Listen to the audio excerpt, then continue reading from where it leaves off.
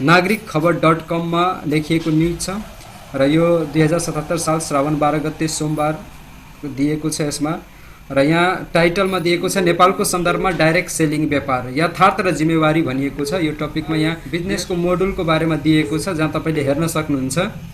यो अर्थ वाणिज्य पृष्ठमा ट्रेडिसनल रिटेल मोडुल भनेर दिएको छ जहाँ तपाईलाई एउटा म्यानुफ्याक्चरिङ कम्पनी छ, होलसेल, त्यसपछि वेयर हाउस, एडभर्टाइजिङ, रिटेल र त्यसपछि कन्ज्युमर भनेर देखाइएको छ एउटा ट्रेडिसनल रिटेल मोडलको बारेमा। त्यसैगरी तल दिएको छ म्यानुफ्याक्चरिङ, त्यसपछि इन्डिपेन्डेन्ट डिस्ट्रिब्युटर र त्यसपछि कन्ज्युमर भनेर देखाइएको छ। जसलाई हामी यहाँ टेम्प्लेटमा हेर्न सक्छौँ। यो डाइरेक्ट सेलिङ मोडल भनेर दिएको छ र यही चिजको बारेमा अलिकति हामी डिटेलमा जुन छ त्यो चिजलाई बुझ्छौँ। र यसलाई लेख्नु भएको छ बलराम शर्माज्यूले र उहाँको जुन लेखन छ त्यसलाई म मेरो मुखबाट वाचन गरेर पढेर मात्र जस्ताको त्यस्तै सुनाउने छु। र यो नागरिकखबर.com मा छ, बलराम शर्माजीको लेख छ। त्यो चिजलाई म सजिलो तरिकाले, उहाँले एकदमै सजिलो तरिकाले सबैले बुझ्ने गरी लेख्नु भएको छ, त्यही चिजलाई म तपाईहरुलाई पढेर सुनाउँछु। यहाँ डाइरेक्ट सेलिङ वा प्रत्यक्ष व्यापार विश्वमा अत्यन्तै प्रचलित व्यापार पद्धतिमा पर्दछ। नेपाल सरकारले हालसालै वस्तुको प्रत्यक्ष बिक्री सम्बन्धी ऐन र नियमावली तर्जुमा गरी कार्यान्वयनको चरणमा छ। यो व्यापारको नियमन निकाय उद्योग वाणिज्य तथा आपूर्ति मन्त्रालयले वस्तुको प्रत्यक्ष बिक्री व्यवस्थापन तथा नियमन गर्ने ऐन र नियमावलीको मातहतमा लाइसेन्स वितरण सुरु गरेको छ। यही परिवेशमा यो व्यापारको केही बहस समेत चलेको छ। डाइरेक्ट सेलिङ व्यापार के हो? डाइरेक्ट सेलिङ व्यापार पद्धति यस्तो पद्धति हो जहाँ उत्पादक वा वितरक कम्पनीले आफ्नो सामानहरूलाई कम्पनीबाट सिधै उपभोक्ता समक्ष पुर्याउँदछ र ती सामानहरू प्रयोग गरिसकेपछि सन्तुष्टि बाँड्दै मौखिक प्रचार गरी थप सामान किनाउन सहयोग गरे बापत तिनै उपभोक्ता वा वितरकलाई निश्चित कमिसन वा बोनस उपलब्ध गराउँदछ। यो व्यापार पद्धति हामी कहाँ प्रचलित परम्परागत पद्धति भन्दा अलि फरक छ। व्यापारको परम्परागत तरिकामा उत्पादक कम्पनीले आफ्ना सामानहरू उपभोक्तामा पुर्याउन विभिन्न च्यानलहरू जस्तो स्टकिस्ट, सोल डिस्ट्रिब्युटर, थोक विक्रेता, खुद्रा विक्रेता दुवै उपभोक्तामा पुर्याउँदछन्। सोल डिस्ट्रिब्युटर, थोक विक्रेता, खुद्रा विक्रेता हुँदै उपभोक्तामा पुर्याउँदछ। साथमा आफ्ना सामानहरूलाई उपभोक्तामा जानकारी गराउन र अन्य सामानहरूसँग प्रतिस्पर्धा गर्नको लागि विज्ञापनका विभिन्न माध्यमहरू, मिडियाहरू, सेलिब्रिटीहरूलाई प्रयोग गर्ने गर्दछ। यहाँ बिक्री प्रक्रियामा सामेल विभिन्न च्यानलहरूको सञ्चालन खर्च, मुनाफा, विज्ञापन खर्चमा हुने ठूलो रकम जोडिएर उपभोक्ता मूल्य तय हुन्छ। तर प्रत्यक्ष बिक्री प्रणालीमा सामानहरू उत्पादक वा कम्पनीबाट सोझै उपभोक्तामा जाने र तिनै उपभोक्ताहरूले आफ्नो सन्तुष्टिका आधारमा अन्य उपभोक्तालाई सामान उपभोग र बिक्री गर्न मौखिक विज्ञापन वा सिफारिस गर्दछन्। उनीहरूकै विज्ञापन वा सिफारिसका आधारमा यहाँ कम्पनीको थप सामान बिक्री हुन्छ। विज्ञापनका अन्य तरिका आवश्यक पर्दैन। तर परम्परागत व्यापारिक पद्धतिमा उपभोक्तालाई न कुनै मुनाफा बाँडिन्छ न त उसको सिफारिसबाट बनेको नेटवर्कको कुनै रेकर्ड राखिन्छ। परम्परागत पद्धतिमा कुनै चर्चित ब्रान्ड वा कम्पनीको फ्रेन्चाइज लिन वा वितरक बन्न ठूलो लगानी, लामो अनुभव र व्यवस्थापकीय सिप आदि आवश्यक हुन्छ जुन सामान्य मानिसका लागि सहज हुँदैन। तर डाइरेक्ट सेलिङ पद्धतिमा एउटा सामान्य व्यक्तिले केही सामान किनेर कम्पनीको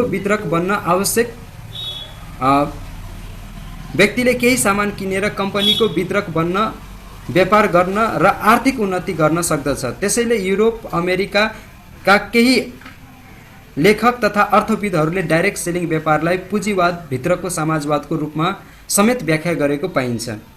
डाइरेक्ट सेलिङ व्यापारको विगत। डाइरेक्ट सेलिङ व्यापारको सुरुवात सन् 1886 को दशकमा एभोन नाम गरेको कम्पनीबाट सुरु भएको डाइरेक्ट सेलिङ सन् 1975 देखि 1979 सम्म विवादित बन्यो। यो व्यापारको सुरुवात पश्चिमा मुलुकबाट भए पनि यसको प्रकृति हाम्रो समाजमा प्रचलित सिफारिस परम्परागत मिल्दोजुल्दो देखिन्छ।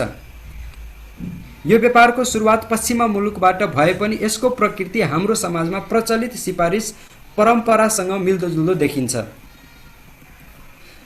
राम्रो कुराको सिफारिस गर्ने प्रचलन हाम्रो समाजमा सदियौंदेखि चलेको पाइन्छ। जस्तो फलानाकोमा राम्रो खेताला पाइन्छ, दूध पाइन्छ, फलानाले फुकेको सन्चो हुन्छ आदि। एउटा पुस्ताबाट अर्को पुस्तामा जाने सिफारिसको यो परम्परा आज पनि हामी प्रयोग गरिरहेका छौं। जस्तो त्यो हस्पिटल र डाक्टर राम्रो छ, त्यो स्कुल कलेज राम्रो छ, फलानो पसल सपिङ सेन्टर राम्रो छ, फलानो इन्सुरेन्स बैंक राम्रो छ आदि। हर क्षण हामी कुनै न कुनै वस्तुको ब्रान्डको सिफारिस वा विज्ञापन गरिरहेका हुन्छौँ। सो सिफारिसकै कारणले गर्दा हो उक्त व्यवसाय वा ब्रान्डको व्यापार फस्टाइरहेको हुन्छ। एकले अर्कालाई र अर्कोले अर्कोलाई सिफारिस गर्दै जाँदा उसको ग्राहक नेटवर्क वा सञ्जाल बढिरहेको हुन्छ, साथमा व्यापार र मुनाफा पनि। तर परम्परागत व्यापारिक पद्धतिमा न उपभोक्तालाई कुनै मुनाफा बाँडिन्छ न त उसको सिफारिसबाट बनेको नेटवर्कको कुनै रेकर्ड राखिन्छ। डाइरेक्ट सेलिङमा भने त्यही सिफारिसकर्ताको सिफारिसको रेकर्ड राखिन्छ र उसको सिफारिसको कारण भएको बिक्री मुनाफा बाँडिन्छ। यसरी डाइरेक्ट सेलिङ व्यापारमा गुणस्तरीय सामान र सिफारिस मुटु र कलेजो मानिन्छ। यसको अभावमा डाइरेक्ट सेलिङको कल्पना पनि गर्न सकिँदैन। पिरामिड र डाइरेक्ट सेलिङ कसरी छुट्याउने? अमेरिकामा डाइरेक्ट सेलिङ 1979 सम्म विवादित थियो। यसको प्रमुख कारण स्वरूपमा प्रत्यक्ष व्यापार जस्तै देखिने तर पैसा सङ्कलन गर्ने खेलहरू तथा नाम मात्रको सामान देखाएर घुमाउरो पारामा पैसा सङ्कलन गर्नेहरूको बिगबिगी थियो। देख्दा दुवैका बनावटी सामान खालको देखिन्थे, किनकि पिरामिड स्किमहरूले पनि डाइरेक्ट सेलिङ व्यापारले प्रयोग गरेको व्यापारिक योजनासँगै मिल्दाजुल्दा संरचनाहरू बनाएर पैसा सङ्कलन गर्थे। त्यसैले निकाय, मिडिया र जनमानसमा दुविधा थियो। जब सन् 1979 मा अमेरिकाको फेडरल ट्रेड कमिसनले पिरामिड स्किम र डाइरेक्ट सेलिङको स्पष्ट भेद खुलाई कानुन बनायो, तब पिरामिड स्किमहरू बन्द भए। आधिकारिक सामान केन्द्रित र सिफारिसमा आधारित प्रत्यक्ष व्यापारलाई प्रोत्साहित गरियो। त्यसैको प्रभावस्वरूप युरोप, अमेरिका र एसियाका विभिन्न मुलुकहरूमा डाइरेक्ट सेलिङ कानुनहरू बन्न सुरु भए। एसियाका जापान, सिङ्गापुर, फिलिपिन्स, मलेसिया आदि मुलुकहरूमा सुरुमै कानुन बने र डाइरेक्ट सेलिङ व्यापारको राम्रो विकास र प्रभाव रहेको मुलुकहरू पर्दछ।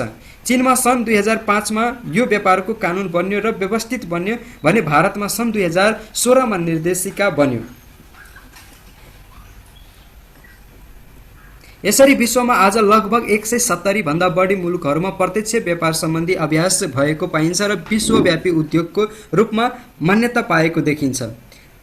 संसारका डाइरेक्ट सेलिङ कानुनहरूको सार अनुसार जहाँ उपभोक्ता र वितरकको सिफारिस मार्फत बन्ने सञ्जाल वा नेटवर्क मार्फत सामानहरूको बिक्री वितरण गरिन्छ, त्यो डाइरेक्ट सेलिङ व्यापार हो। जहाँ सञ्जाल बनाएर पैसा उठाउने मात्र काम हुन्छ, कुनै वस्तु वा सेवाको किनबेच हुँदैन वा पैसा सङ्कलन गर्ने उद्देश्यले नाम मात्रका सामानहरू राखिन्छ, त्यो पिरामिड स्किम वा खेल हो।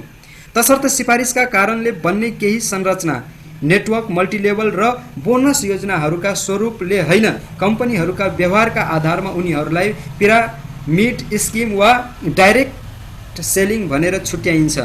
यसो गर्दा संसारमा डाइरेक्ट सेलिङ कानुनले प्रमुख 4 कुराहरूमा ध्यान दिएको पाइन्छ। सबभन्दा पहिले 1 नम्बरमा सक्कली सामान बिक्री वा पैसा सङ्कलन, गुणस्तरीय प्रयोग योग्य र खुद्रा बिक्री योग्य सामान बिक्री गर्ने डाइरेक्ट सेलिङ हो। जहाँ सिफारिस गर्न नसक्नेले पनि पैसा गुमाउँदैन, तर सामान बिक्री नगर्ने वा नाम मात्रका सामानहरू जुन गुणस्तरीय तत्काल प्रयोग योग्य र खुद्रा बिक्री योग्य छैनन् राख्नेहरू पिरामिड स्किम हुन्। जहाँ बोनस योजनामा सामेल हुन बढी मूल्य तिर्नुपर्छ, जसका कारण सिफारिस गर्न नसक्नेले पैसा गुमेको महसुस गर्दछ। 2. बोनसको स्रोत, सामान बिक्रीको आधारमा बोनस बाँडिन्छ भने त्यो डाइरेक्ट सेलिङ हो, तर पैसा सङ्कलन वा हेड काउन्टको आधारमा बोनस बाँडिन्छ भने त्यो पिरामिड स्किम हो। 3. कमाइको सम्भावना, बढी बिक्री गर्नेले बढी कमाउँछ भने डाइरेक्ट सेलिङ, बढी बिक्रीले बढी कमाउँछ भने डाइरेक्ट सेलिङ, सधैँ पहिला जोइन गर्नेले बढी कमाउँछ भने पिरामिड स्किम। 4. ग्राहक प्रति उत्तरदायित्व, गुणस्तरीय र प्रमाणिक सामान, उचित तालिम, बाइब्याक ग्यारेन्टी आदि छ भने डाइरेक्ट सेलिङ, छैन भने पिरामिड स्किम। नेपालको वस्तुको प्रत्यक्ष व्यापार बिक्री ऐन नियमावलीको नेपालको वस्तुको प्रत्यक्ष व्यापार बिक्री ऐन र नियमावलीले पनि यही सार बोकेको देखिन्छ। यसले के गर्दा पिरामिड हुन्छ र सो गर्दा हुँदैन भन्ने प्रश्न पारेको छ। जस्तो वस्तु किन्नु पूर्व निश्चित शुल्क सहित मेम्बरसिप लिनुपर्ने, यतिको प्याकेज मात्र किन्नुपर्छ भन्ने वस्तुको खरिद गर्ने व्यक्तिले अन्य वितरक सिफारिस गर्न नसकेमा आफूले भुक्तानी गरेको रकम बराबरको वस्तु प्राप्त गर्न नसक्ने, वस्तुको कारोबार नगरी केवल पैसा वा शुल्क मात्र लिने असम्भव उपहार र कमिसनको लागि महँगोमा सामान खरिद गर्न लगाउने, खुद्रा बिक्री गर्न नसकिने र सो कार्य निरुत्साहित गर्ने, अप्रामाणिक र अलौकिक सामान बेच्ने सञ्जालयुक्त कार्य गर्न नहुने कुरा प्रष्ट छ। साथमा बढी कमिसन दिने र सोको लागि सामानको मूल्य उच्च राख्ने प्रवृत्तिलाई रोक्न कमिसन, बोनस र पुरस्कार बिक्री मूल्यको 42% भन्दा बढी हुन नपाउने व्यवस्था समेत गरेको छ। यसले गर्दा डाइरेक्ट सेलिङमा सक्कली सामान बिक्री होस् र बढी मूल्यका कारण उपभोक्तालाई मार नपरोस्, सिफारिस गर्न नसक्दा पनि गुमेको महसुस नहोस् भन्नेमा कानुन सचेत देखिन्छ र यो जायज छ।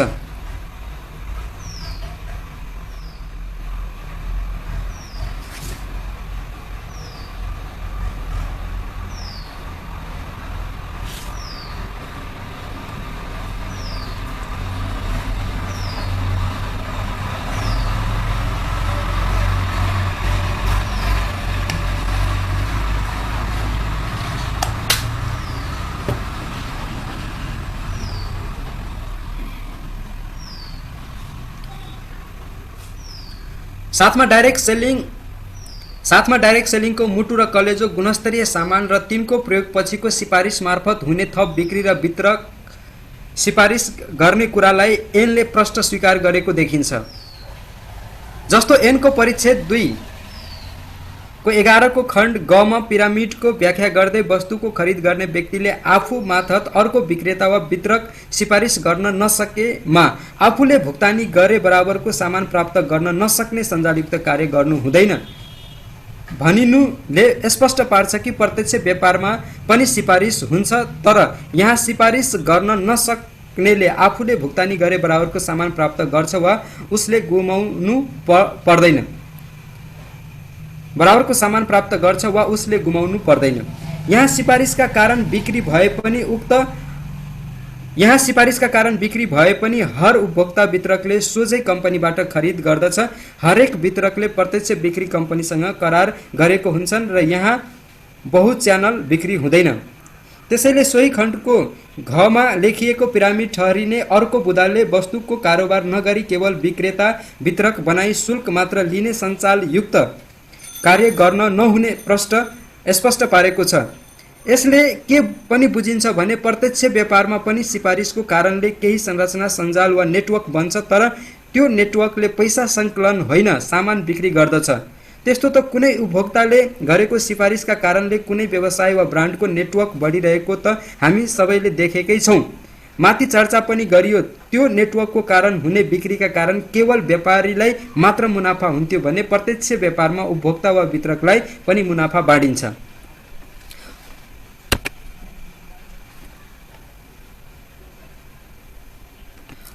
अब रह्यो कसरी बाँड्ने भन्ने सवाल। ऐन नियमावलीले नै स्पष्ट पारेको छ कि बोनसका लागि थप महँगोमा बेच्नु हुँदैन र बिक्री मूल्यको 42% भन्दा बढी कमिसन, बोनस वा पुरस्कार बाँड्न पाइँदैन। प्रत्यक्ष बिक्री गर्ने कम्पनीहरूले संसारमा प्रचलित रहेका बोनस योजनाहरूको आधारमा आफ्नो बोनस योजनाहरू बनाउँछन्, तर नेपालमा ऐन र नियमावलीले बोनस योजनाको परिकल्पना गरेको देखिँदैन। अधिकतम मूल्यको 42% नबढाई कसरी कमिसन, बोनस र पुरस्कार बाँड्ने भन्ने अन्योलता व्यापारीमा छ। यसलाई थप प्रष्ट गर्न जरुरी छ। ऐन र नियमावलीमा व्यवस्था नभएका थप परिधिहरू, प्रावधानहरूले बाँध्न खोज्दा वा यो व्यापारका मुटु कलेजोलाई झिकेर दौड भन्न खोज्दा न त विश्वबाट नेपालमा लगानी गर्न चाहने प्रत्यक्ष व्यापारिक कम्पनीहरूले नेपाल आउँछन्, न त नेपालका कम्पनीहरू विश्व बजारमा गएर प्रतिस्पर्धा नै गर्न सक्नेछन्। यस बारेमा सम्बन्धित निकाय र सरकार राख्ने सबैले ख्याल गर्न जरुरी छ। हिजो यस्तै प्रकृतिका व्यवसायले यो गल्ती गरेको थियो, आज पनि गर्छन् भनेर अहिले नै अनुमान लगाउनु विद्यमान कानुनको मर्म र विश्वमा प्रचलित अनुशासित विधिबाट यो व्यापार अगाडि बढाउन प्रेरित गर्न तथा उपभोक्ता र राष्ट्रको हितमा यो व्यापारलाई प्रयोग गर्नु आजको आवश्यकता हो।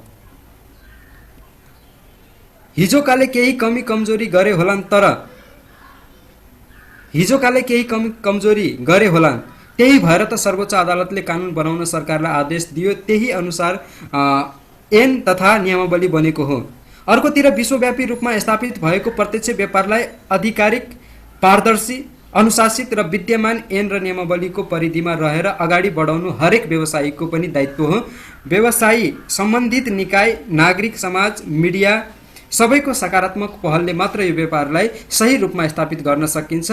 सही रूपमा स्थापित भयो भने युरोपका विभिन्न मुलुकहरू साथै America, Canada, Japan, Korea, Thailand, Malaysia, चीन, भारत जस्तो स्वरोजगार, औद्योगिकरण, आयात, प्रतिस्थापन, निर्यात, प्रवर्धन, करमा उल्लेख्य योगदान गरी यो व्यापार मार्फत राज्यमा सकारात्मक आर्थिक तथा सामाजिक प्रभावहरू देखिने प्रष्ट छ।